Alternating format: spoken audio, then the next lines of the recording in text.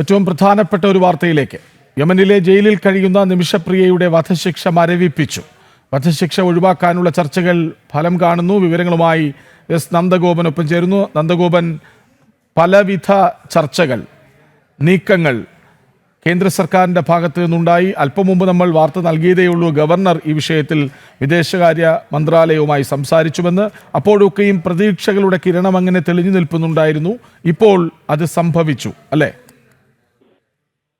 തീർച്ചയായിട്ടും രാജ്യം കാത്തിരുന്ന ആ വാർത്തകൾ ഇപ്പോൾ പുറത്തു വരികയാണ്. നിമിഷപ്രിയയ്ക്ക് വധശിക്ഷ താൽക്കാലികമായി ഒഴിവാക്കി നൽകിയെന്നുള്ള വാർത്തകളാണ് ഇപ്പോൾ യമനിൽ നിന്നും പുറത്തു വരുന്നത്. കേന്ദ്ര സർക്കാർ അനൌദ്യോഗികമായി നടത്തിയ ചർച്ചകൾ അത് ഫലം കണ്ടു എന്ന് വേണം വ്യക്തമാക്കാൻ. അതിനുപരി മുസ്ലിം മത പണ്ഡിതർ, കാന്തപുരം AP അബൂബക്കർ മുസ്ലിയാരെ പോലുള്ള മുസ്ലിം പണ്ഡിതർ കൂടി നടത്തിയ ചർച്ചകളാണ് ഇപ്പോൾ ഫലം കണ്ടത് എന്ന് വേണം മനസ്സിലാക്കേണ്ടിയിരിക്കുന്നത്. ഏതായാലും വലിയ ഒരു നയതന്ത്ര വിജയം കൂടി എന്ന് വേണം മനസ്സിലാക്കേണ്ടിയിരിക്കുന്നത്. യമനുമായി ഭാരത സർക്കാരിന് യാതൊരുവിധ നയതന്ത്ര ബന്ധങ്ങളില്ലെങ്കിൽ കൂടിയും യമനിലെ ഭരണത്തിൽ സ്വാധീനമുള്ള വ്യക്തികളുമായി ഭാരതത്തിന്റെ വിദേശകാര്യ മന്ത്രാലയം നിരന്തരം ബന്ധപ്പെട്ടിരുന്നു. നിമിഷപ്രിയയുടെ മോചനത്തിനായി സാധ്യമായതെല്ലാം ചെയ്യണമെന്ന് വിദേശകാര്യ മന്ത്രാലയം അത്തരം വ്യക്തികളോട് ആവശ്യപ്പെട്ടിരുന്നു. പ്രത്യേകിച്ച് അവിടുത്തെ ഈ ട്രൈബൽ രാജവംശങ്ങൾ അവിടെ വളരെ പ്രബലമാണ്. ഈ ട്രൈബൽ നേതാക്കളുമായി ഈ നയതന്ത്ര വിദഗ്ധർ, ഭാരതത്തിന്റെ നയതന്ത്ര വിദഗ്ധരും മറ്റും ബന്ധപ്പെട്ടിരുന്നു. നമുക്ക് നിലവിൽ അവിടെ എംബസിയോ മറ്റു കാര്യങ്ങളോ ഇല്ലെങ്കിൽ കൂടിയും സൗദി എംബസി വഴിയാണ് ഇത്തരം കാര്യങ്ങൾ ഭാരതം ഓപ്പറേറ്റ് ചെയ്തത് എന്നാണ് മനസ്സിലാക്കേണ്ടിയിരിക്കുന്നത്. ഏതായാലും വലിയ ഒരു നയതന്ത്ര വിജയം കൂടിയാണ്. ഭാരതത്തിന്റെ പരിമിതികൾക്കുള്ളിൽ നിന്ന് ചെയ്യാൻ സാധിക്കുന്നതൊക്കെ ചെയ്യുമെന്ന് നേരത്തെ തന്നെ ഇത് സംബന്ധിച്ച് വിദേശകാര്യ മന്ത്രാലയം വ്യക്തമാക്കിയിരുന്നു. കേരളത്തിൽ നിന്നുമുള്ള BJP നേതാക്കന്മാരായ മുരളീധരൻ അടക്കം ഈ വിഷയത്തിൽ ആദ്യം മുതൽ തന്നെ ഇടപെട്ടിരുന്നു. അദ്ദേഹം വിദേശകാര്യ മന്ത്രാലയത്തിന്റെ ചുമതല വഹിക്കുമ്പോൾ കൂടിയും നിമിഷപ്രിയയുടെ മോചനത്തിനായി വിവിധ പോരാട്ടങ്ങൾ അദ്ദേഹത്തിന്റെ പരിമിതിക്കുള്ളിൽ നിന്ന് നടത്തിയിട്ടുണ്ടായിരുന്നു.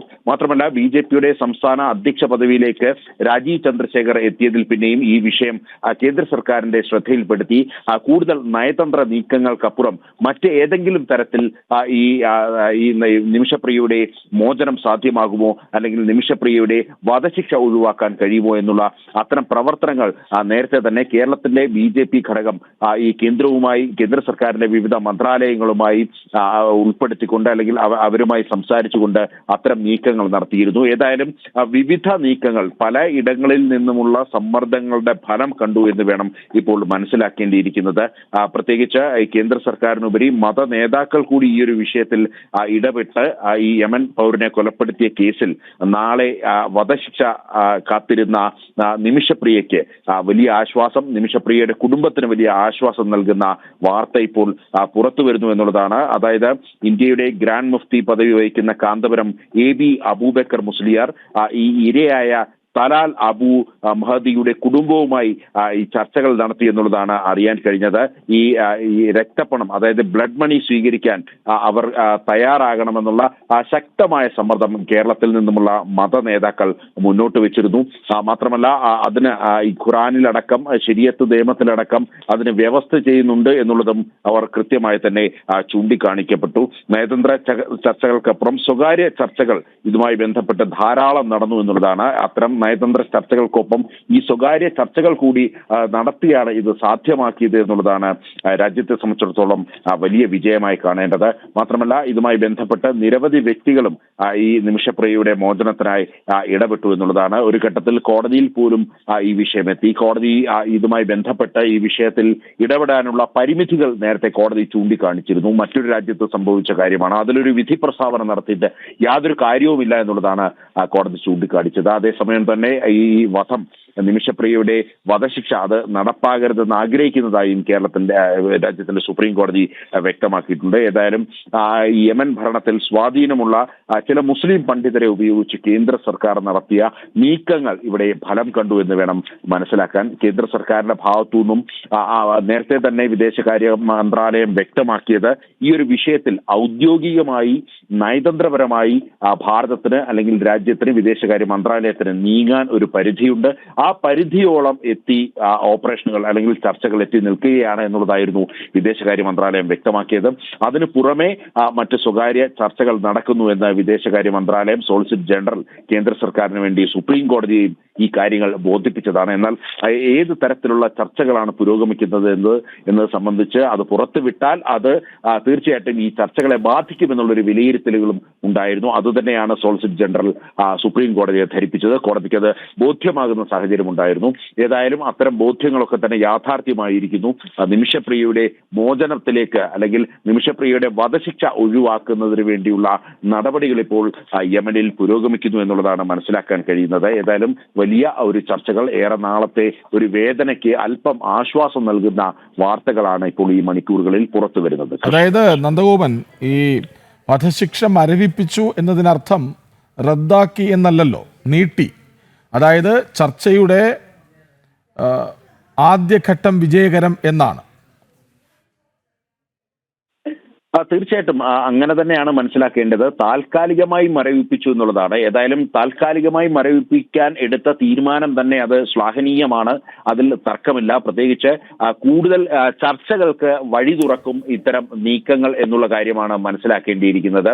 അതായത് നാളെ ആയിരുന്നു ഈ നിമിഷപ്രിയയ്ക്ക് വധശിക്ഷ നൽകേണ്ടിയിരുന്ന തീയതി, നാളെ നടത്തുമെന്നുള്ളതായിരുന്നു യമൻ ഭരണകൂടം വ്യക്തമാക്കിയിരുന്നത്. അതിന് മണിക്കൂറുകൾ മാത്രം ശേഷിക്കെ ഇത്തരത്തിൽ വലിയ രീതിയിലുള്ള നയതന്ത്ര സ്വകാര്യ ഇടപെടലുകൾ നടത്തിക്കൊണ്ട് അത് നീട്ടിവെക്കാൻ കഴിയുന്നു എന്നുള്ളത് തന്നെ അതൊരു വലിയ വിജയമായി തന്നെ കണക്കാക്കേണ്ടിയിരിക്കുന്നു എന്നുള്ളതാണ് വിദേശകാര്യ മന്ത്രാലയം അടക്കം വ്യക്തമാക്കുന്നത്.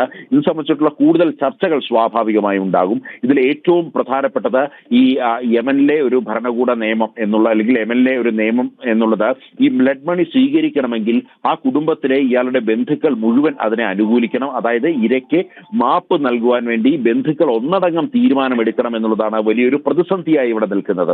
ഇതിൽ ഈ ഭൂരിഭാഗം ഈ ഇരയുടെ, അതായത് നിമിഷപ്രിയ കൊന്നു എന്ന് ആരോപിക്കപ്പെടുന്ന വ്യക്തിയുടെ ബന്ധുക്കളിൽ ഭൂരിഭാഗം പേരും ഈ ബ്ലഡ് മണി വാങ്ങുവാൻ അവർ തയ്യാറായി. അതേസമയം അവർ കൂടുതൽ ചർച്ചകൾ അവരുടെ കുടുംബത്തിൽ ഇതുമായി ബന്ധപ്പെട്ട് കൂടുതൽ ചർച്ചകൾ നടക്കുന്നു എന്നുള്ളതാണ് മനസ്സിലാക്കാൻ കഴിയുന്നത്. മുഴുവൻ അംഗങ്ങളും ഈ ബ്ലഡ് മണി സ്വീകരിക്കാൻ തയ്യാറാകുന്ന നിമിഷത്തിൽ, അല്ലെങ്കിൽ തയ്യാറാകുന്ന ആ ചർച്ചയിൽ ഈ നിമിഷപ്രിയയുടെ മോചനത്തിനായിട്ടുള്ള തീരുമാനം ഉണ്ടാകുമെന്നുള്ളതാണ് അറിയാൻ കഴിയുന്നത്. ഏതായാലും അത് സംബന്ധിച്ചിട്ടുള്ള ഇപ്പോഴും ശക്തമായ സമ്മർദ്ദം ഭാരതത്തിന്റെ ഭാഗത്തു നിന്നും സ്വകാര്യ വ്യക്തികൾ വഴി, അതേപോലെ തന്നെ അത്തരം ട്രൈബൽ നേതാക്കൾ വഴി, അവിടുത്തെ മറ്റ് രാഷ്ട്രീയ അല്ലെങ്കിൽ അവിടുത്തെ ഭരണ സ്വാധീനമുള്ള വ്യക്തികൾ വഴി, അല്ലെങ്കിൽ ഭാരതത്തിനും യമനിലും ഒരേപോലെ സ്വാധീനം ചെലുത്താൻ കഴിയുന്ന വ്യക്തികൾ വഴി അത്തരം ചർച്ചകൾ നടത്തുന്നുണ്ട്. അത്തരം ചർച്ചകൾ പുരോഗമിക്കുകയാണ് എന്നാണ് മനസ്സിലാക്കേണ്ടിയിരിക്കുന്നത്. യമൻ കേന്ദ്രീകരിച്ച് കഴിഞ്ഞ കുറെ ദിവസമായി ഇത്തരം ചർച്ചകൾ പുരോഗമിക്കുന്നു. ഏതായാലും ഈ അവസാന നിമിഷത്തിൽ ആ ചർച്ചകൾ ഫലം കണ്ടു എന്ന് മനസ്സിലാക്കണം. താൽക്കാലികമായെങ്കിലും ഈ നിമിഷപ്രിയയുടെ വധശിക്ഷ ഇപ്പോൾ നീട്ടിവെക്കുവാൻ വേണ്ടി യമൻ ഭരണകൂടം തയ്യാറായി എന്നുള്ളതാണ് ഈ മണിക്കൂറുകളിലെ ഏറ്റവും പ്രധാനപ്പെട്ട വാർത്ത. നന്ദഗോപൻ തുടരുക. അഖിൽ പാലോട്ട് മഠം കൂടി ഒപ്പം ചേരുന്നുണ്ട്. അഖിൽ, നമ്മൾ ഇന്ന് വാർത്ത നൽകിയിരുന്നതാണ് ഗവർണറുടെ ഇടപെടൽ. അതായത് വിദേശകാര്യ മന്ത്രാലയവുമായി സംസാരിക്കുന്നു, പരിഹാരമുണ്ടാകണം എന്ന് കൃത്യമായി പറഞ്ഞു വയ്ക്കുന്നു. അങ്ങനെ പല വഴിക്ക് നടന്ന ചർച്ചകളുടെ ഒരു ഏകോപനം, അതാണ് ശിക്ഷ മരവിപ്പിക്കലിലേക്ക് എത്തിച്ചത്. അങ്ങനെ വേണ്ടേ കരുതാൻ? ഇപ്പോൾ നന്ദഗോപൻ പറഞ്ഞു നിർത്തിയതിന്റെ ഒരു തുടർച്ച തന്നെയാണ്. കാരണം കേരളത്തെ സംബന്ധിച്ചിടത്തോളം കേരളത്തിന്റെ പ്രഥമ പൗരൻ എന്ന് പറയുന്നതാണ് കേരളത്തിന്റെ ഗവർണർ.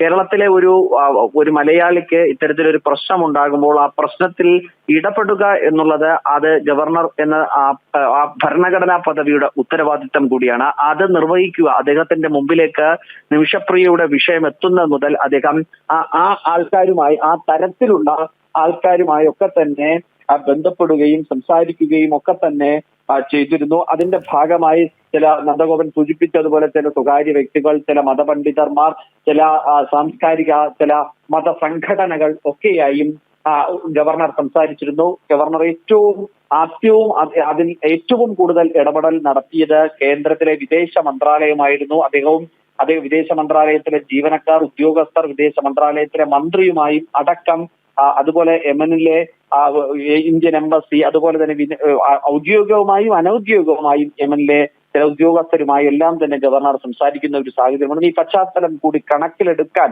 കഴിഞ്ഞു എന്നതാണ് ഏറെ നിർണായകമായ ഒരു കാര്യം. നേരത്തെ നന്ദഗോപൻ സൂചിപ്പിച്ചതുപോലെ തന്നെ ശ്ലാഘനീയമായിട്ടുള്ള ഒരു ഇടപെടൽ കേന്ദ്ര ഗവൺമെന്റിന്റെ ഭാഗത്ത് നിന്ന് ഉണ്ടായത് തന്നെയാണ് നിമിഷപ്രിയയുടെ ഈ വധശിക്ഷ നീട്ടിവെക്കാനുണ്ടായ സാഹചര്യമെന്ന് നമുക്ക് പ്രേക്ഷകരുമായി പങ്കുവെക്കാൻ സാധിക്കും. കൃഷ്ണദാസ്, യെസ്, യമനിലെ ജയിലിൽ കഴിയുന്ന നിമിഷപ്രിയയുടെ വധശിക്ഷ മരവിപ്പിച്ചു. താൽക്കാലികമായി വധശിക്ഷ ഒഴിവാക്കാനുള്ള ചർച്ചകൾ ഫലം കാണുന്നു. വിവരങ്ങൾ നൽകുകയായിരുന്നു എസ് നന്ദഗോപനും അഖിൽ പാലോട്ടുമഠവും.